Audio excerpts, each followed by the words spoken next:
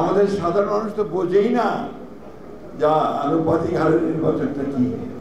জোর গলায় বলছে যে আপনার প্রপোর্শনাল ইলেকশন, অর্থাৎ আপনার বাংলা কি বলে, প্রপোর্শনাল ইলেকশন, আনুপাতিক হারে যে আপনার পেয়ার পদ্ধতির নির্বাচন। আমাদের সাধারণ মানুষ তো বোঝেই না যা আনুপাতিক হারের নির্বাচনটা কি। তারা জানে যে একজন ক্যান্ডিডেট দেবে পার্টি, সেই ক্যান্ডিডেটের যে মার্কাই হোক, ধানের শীষ অথবা আপনার দাঁড়িপাল্লা অথবা আপনার কুড়া পাতা যাই হোক, সেখানে গিয়ে সে ভোটের দিন ভোট দেবে, ভোট দিয়ে সে নির্বাচন করবে, তাই না? এখন ইনারা বলতে শুরু করছে না আনুপাতিক হবে। আনুপাতিকটা কি জিনিস সাধারণ মানুষকে জিজ্ঞেস করে, তারা বলতে পারে না। আমরা যারা রাজনীতি করি কিছুটা বোঝার চেষ্টা করি, তাতে করে RICL TMX যুগের পর যুগ স্থাপনা থাকে মজবুত। ভোট হবে, জনগণ ভোট দেবে, যে দলটি সবচেয়ে বেশি ভোট পাবে তারা তাদের নমিনেশন দেবে পার্লামেন্টে যাওয়ার জন্য।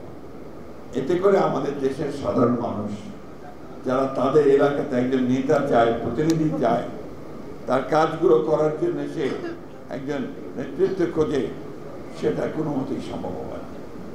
আমরা এই কারণেই বলেছি যে লোয়ার যে আপনার পার্লামেন্ট, অর্থাৎ নিম্ন কক্ষের যে পার্লামেন্ট, সেই পার্লামেন্টে আমরা আনুপাতিক হারে নির্বাচন কথা আমরা চিন্তা করি না।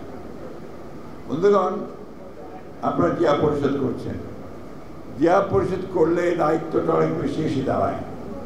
আমি এখানে এসে যেটা দেখলাম, তাতে করে আমার মনে হয়েছে যে আপনার সবার আগে যেটা দরকার সেটা হচ্ছে একটা আপনার ডিসিপ্লিন ঠিক করা, শৃঙ্খলা রক্ষা করা। সবাই দাঁড়িয়ে যাচ্ছি যার যেমন খুশি, এইভাবে তো আপনার একটা সংগঠন চলবে না। সংগঠনকে আমি সেই জন্য অনুরোধ করব, যারা কর্মকর্তা আছেন নিয়মিত বৈঠক করেন, নিয়মিত বসেন, বিএনপি রাজনীতি আদর্শ সেটাকে তারা সামনে নিয়ে আসেন। এখনকার যে 31 দফা আছে সামনে আনেন, কথা বলেন, কেন গণতন্ত্র দরকার তা মানুষকে বোঝানোর চেষ্টা করেন এবং আপনাদের কাজের মধ্যে দেশটাকে নিয়ে আসেন। জিয়াউর রহমান একজন ক্ষণজন্মা পুরুষ ছিলেন, সবসময় জিয়াউর রহমান পাওয়া যায় না, তাই না? প্রতিদিন কি আর জিয়াউর রহমান জন্মায় না। জিয়াউর রহমান একবারই আসে এবং এসেই উনি যে সমস্ত কাজগুলো করে গেছেন, আমাদের সামনে যে দৃষ্টান্ত স্থাপন করেছেন, সেই দৃষ্টান্তগুলোকে সামনে নিয়ে আমাদের এগিয়ে যেতে হবে। সবার আগে যেটা বড় দরকার, সততা, অনেস্টি। সততা ছাড়া বিএনপি কিন্তু আপনার জনগণের কাছে দাঁড়াতে পারবে না। আজকাল পত্রিকা খুলে যেখানে দেখবেন বিভিন্ন রকম খবর আসে, এই খবরগুলো বিএনপির সঙ্গে যায় না, এই খবরগুলো জিয়াউর রহমানের সঙ্গে যায় না।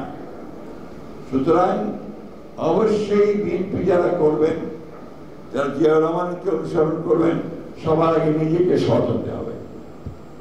তারপরে যে কর্মনিষ্ঠা, দেশকে ভালোবাসা, সেই কাজগুলোকে সামনে নিয়ে আসতে হবে।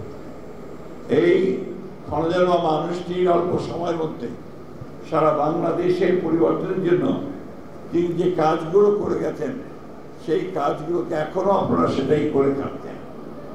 এই গার্মেন্টস যদি উনি তৈরি শুরু করতে না করতেন, তাহলে রেমিটেন্স আপনাদের আসতো না, আপনার সেই বৈদেশিক মুদ্রা আপনারা পেতেন না, আর লক্ষ লক্ষ মেয়েদের যে কর্মসংস্থান, সেই কর্মসংস্থান হতো না। বিদেশের শ্রমিক পাঠানো, এটাও জিয়াউর রহমানেরই করা। সেই জিয়াউর রহমান শুরু করেছিল বলে আজকে বিদেশে লক্ষ লক্ষ মানুষ বিদেশে আপনাদের জন্য, আমাদের দেশের জন্য টাকা পাঠাচ্ছে। প্রতিটি ক্ষেত্রে আপনি ভালো করে খোঁজে নেবেন, কৃষি, শিল্প, স্বাস্থ্য, সব ক্ষেত্রে জিয়াউর রহমান মাত্র 3.5 বছর সময়ের মধ্যে একটা অবিশ্বাস্য, অভাবনীয় বৈপ্লবিক পরিবর্তন নিয়ে এসেছে।